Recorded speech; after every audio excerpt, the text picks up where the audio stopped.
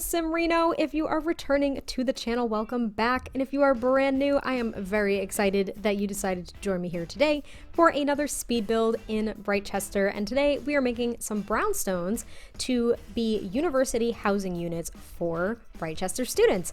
And I'm really excited about it because I was so inspired to build brownstones from the world basically surrounding all of these lots in Britechester. So if you look around at all of kind of the filler lots or the filler homes that you can't really access, bummer, right? But they all have basically this kind of brownstone look, and they have sunken basements, or not even sunken basements, they just have basements. And they have basement access right from the front, and it actually is so funny because it reminds me of when I was in Washington, D.C. back in May. I stayed in an Airbnb, and I stayed in this adorable brownstone, and I was so excited about it. And the way that we accessed it was actually from the outside, so it was a basement apartment that they went ahead and rented out as an Airbnb, which I thought was super cool. So I wanted to make some brownstones, and originally I was going to do 3 on one lot. Seemed to be the happy medium, seemed to be a good number to actually have. But then I had this idea of building kind of like a sunken open basement hangout spot. I was originally going to make it a garden because I thought that that would be really, really pretty. But I also thought that these were college students and they kind of needed a place to like relax and unwind and be a little rambunctious, I suppose.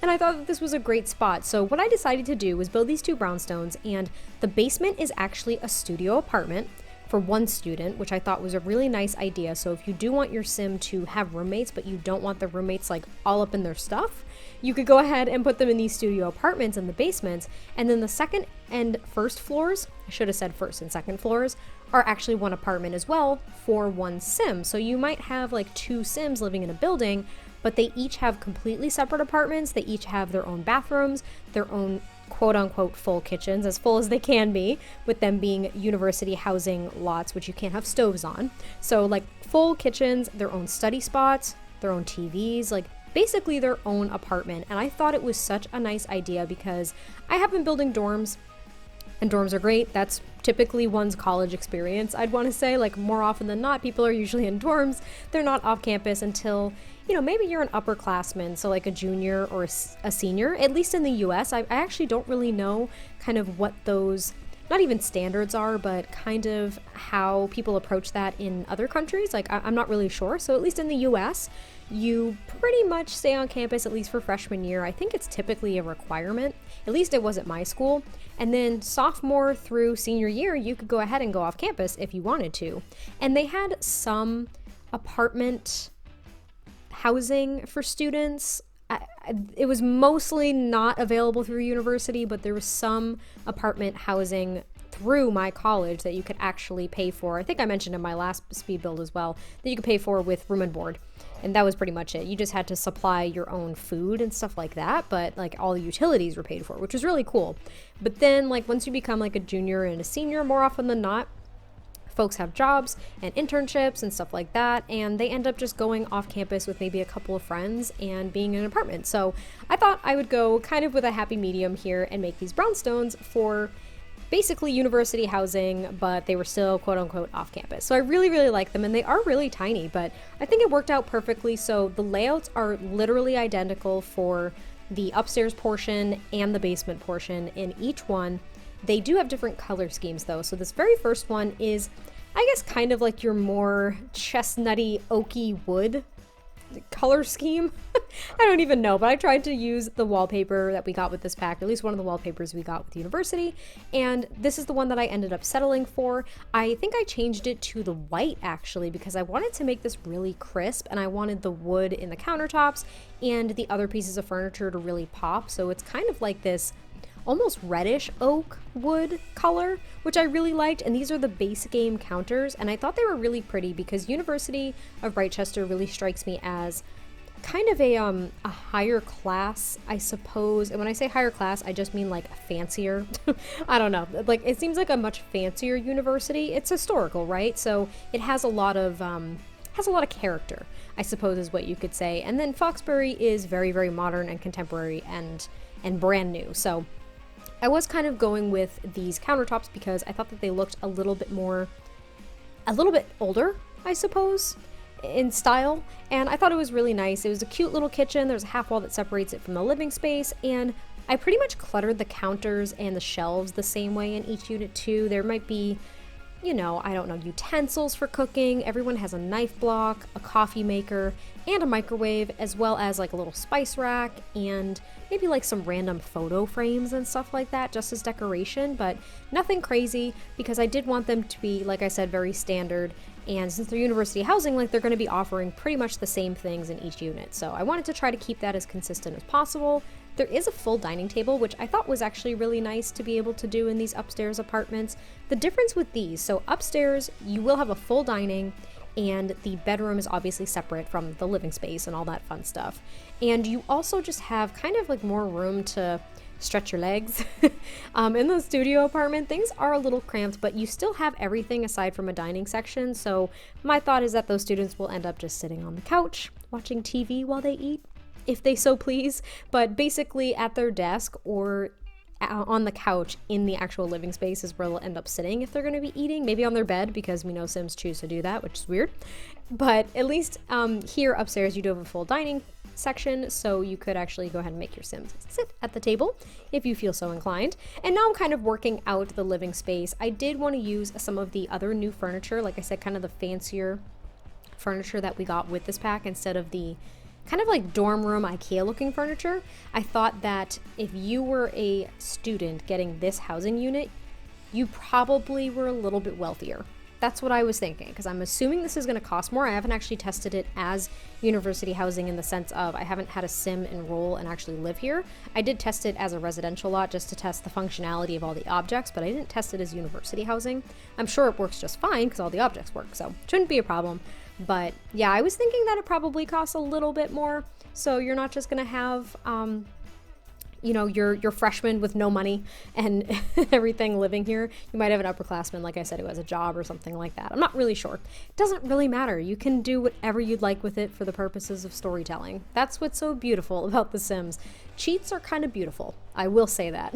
And now we're working on the upstairs. So this is going to be the bedroom slash study area, as well as the full bathroom that is upstairs. And I was a little worried at first about the bathroom because I knew it needed mostly at least a 2-tile empty wall for the shower, because I wanted a shower tub combo. I thought that that was a little bit nicer in this kind of housing unit, and I was able to achieve it. It just kind of had that angled entryway, which ended up working just fine. So I was a little worried at first because I've at least noticed with a lot of the brownstones, aside from, I mean, more often than not, there's like 3 or more in a row, right? So both sides of the building don't have windows. In this case, I didn't build one in the middle, so both sides supposedly would have windows. So I kind of had to work out the window situation in a way where I could fit the bathroom, and I'm lucky that I did, so I was really happy with that. And they're very standardly decorated, so it does get a little repetitive, I'll be honest. If you guys want to skip ahead, you go right for it, but it does get a little repetitive. I really just make sure that all the furniture is pretty much the same, just with a different color scheme in the one next door. And it's basically just all of the Britechester posters slash banners that I end up putting up here. I don't put anything else. I don't put any kind of like personalized clutter because university housing, right? Like you might bring your own things and clutter up your own space the way that you see fit. So it is very standardly decorated. I usually go, as you guys know, if you're popping back here to check this out and you've checked out some of my other speed builds, you know that I clutter things up. I clutter things up. I try to make things very, very personalized.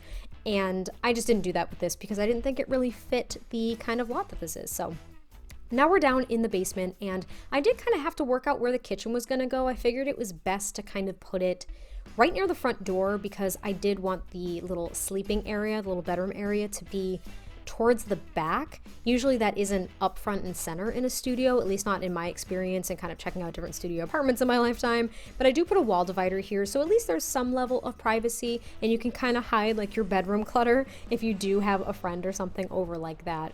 And then I work on the little tiny kitchen, and like I said, it's pretty much identical to upstairs, so there's nothing new, nothing crazy. You'll see me like pop back up and downstairs a few times. I may have gone through all of it at this point, but yeah, I popped back upstairs a few different times as well because I wanted to just like use that little dropper tool and plop down all the same items. I realized that was honestly giving me a little bit of a headache, so I stopped doing it. I didn't want to drive you guys completely insane. And yeah, I don't know, I really like the studio ones downstairs in the basement. Like, that's probably what I would end up choosing. You guys have to let me know which one you would prefer. First off, let me know which brownstone you would prefer, whether you'd like this kind of color scheme or the other color scheme when we actually get to that one, because it's a little bit darker. The contrast is a little bit more bold. I really like it. It actually looks like it's more expensive. I don't know if that's really fair to say, but it looks like it's a little bit pricier. Like, it's a little bit newer, whereas this one looks a little bit older. I'm not really sure. You guys will have to let me know what you think. But now I'm working out the little study area. So the desk is over here in the corner. And then basically on this wall is where the TV is. And that's when I realized, like, wow, this is a really cramped spot. I didn't want to sacrifice not having a bookcase or the same sofa though. So I made it work, and I was really proud of it. I was really, really happy about it. I was wondering if I could fit everything in there, and I could without sacrificing too much at all. So I was really pleased with that, and I actually gave the apartment down here a boombox, which I didn't do upstairs. So I take it back. There are some nuances for each apartment, it seems. Maybe a few, and honestly, those nuances are probably just due to me not really paying close attention. So I apologize. I'm gonna be honest, I went through this so quickly because I was so excited to make it, and I wanted to kind of just get the idea out of my head. So I do apologize if I overlooked a few things, but I really like how it came out, and I was really proud of it, so hopefully you guys like it too. And now we're moving on to the other brownstone, which is, as you can see, very different in color scheme. It has the black wood floors, and it's like the black and white wallpaper, and those tiles from Get Together, and these black version of the same counters. So like really bold contrast compared to the other one, like super bold. And I figured with this kind of color scheme, I would need things, like I would need different colors to make things pop. So I tried to do that. I don't even really remember what color I chose. I don't think I stuck to one color. And I know it wasn't red. Red is typically what I would go for with like a black and white color scheme. I think it's really, really pretty and really vibrant, and I love it. But I don't think I did that here. And as you can see, I was just copying some stuff over from the other brownstone next door. Same, like basically the same clutter items, and bless it, the OMSP shelf. So let me actually just go ahead and toss this out here. If you guys did not know, with the latest patch, it broke. For the first time since I started using this, and I think I even mentioned it in one of my videos recently of how, oh my god, it never breaks. It's been amazing. You guys should get it no matter what. It won't break. Lies. It broke for the first time ever in like my year and a half maybe or so. Maybe a year, I don't even remember how long I've been using it. But for that whole time, like it did not break with any patch. Nothing impacted it. It was always there. It was the only piece of custom content for the most part that would be completely unscathed by a patch update. And I was like, wow, that's amazing. I'm so glad. I'm so blessed that I don't have to go ahead and download it again. Lo and behold, it broke. It broke for the first time ever, and I saw the community freak out, including myself. I didn't openly freak out about it. Maybe I did. There might have been a tweet or two. I don't know. But I did kind of freak out because I was like, oh my god, how am I going to clutter anything? How am I going to build? I need that. I need it. Like, I don't have another option. I even looked, I looked up other options. I kept on religiously checking to see if it had been updated, like nothing. And then finally the creator was like, I'm aware, I'm working on it. And the poor thing had to start from scratch. She had to start from scratch because I think she mentioned that she just didn't remember exactly how she made it because it was a while ago. And I felt for her. So thank you so much for remaking this shelf for us. You are an absolute lifesaver. It is such a critical piece for builders, it seems. And I'm so grateful that it got fixed so quickly, mind you. Like literally within like a day or two of things breaking of the patch, it was fixed. Like, it was just absolutely amazing. So thank you so much. Also, let me toss out that Kawaii Stacy, who makes tons of mods that I use. Most of my mod overviews are hers, if not all of them. And this girl worked tirelessly to fix all of the mods that she has out there, which is tons, by the way. Like, she has tons. She fixed them all in like a day or two as well. I don't know how these folks do it. Like, they are absolutely incredible, and I cannot thank them enough. For someone who can't even write a simple line of code, like, I am blown away at the work that they do and how quickly they do it. So I am thoroughly impressed and so grateful for all of their hard work. Like, it is incredible.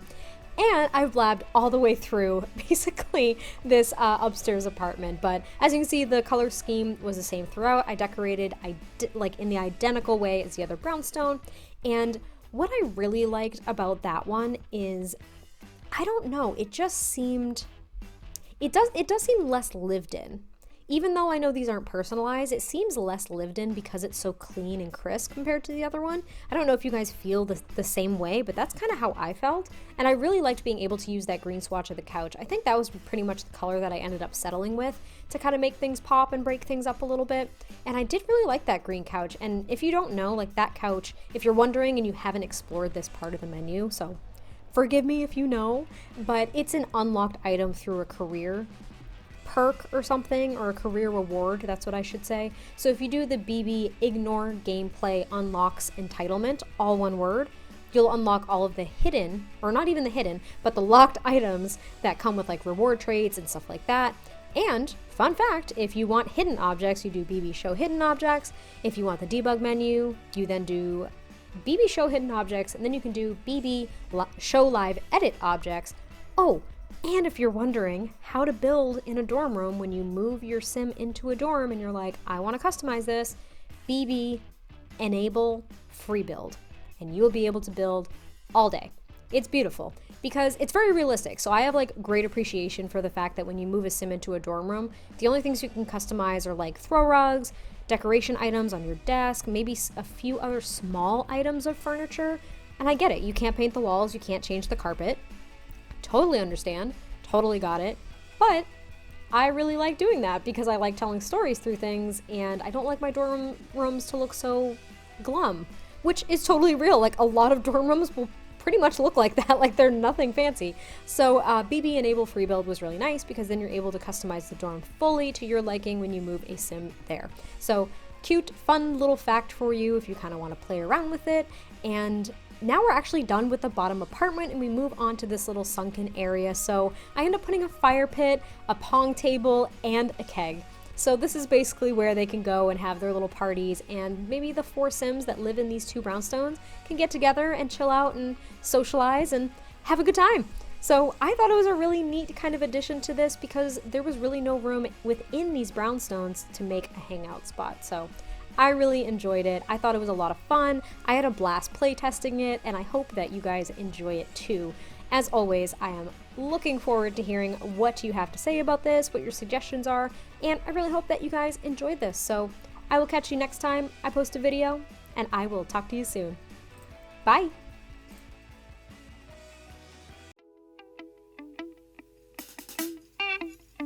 I did run out of time, faced with your advice to get her back in mind. I struggled to suffice, weighed down by all your pride. Had to break my stride and get back on my feet, with nothing left to ensure. Things great.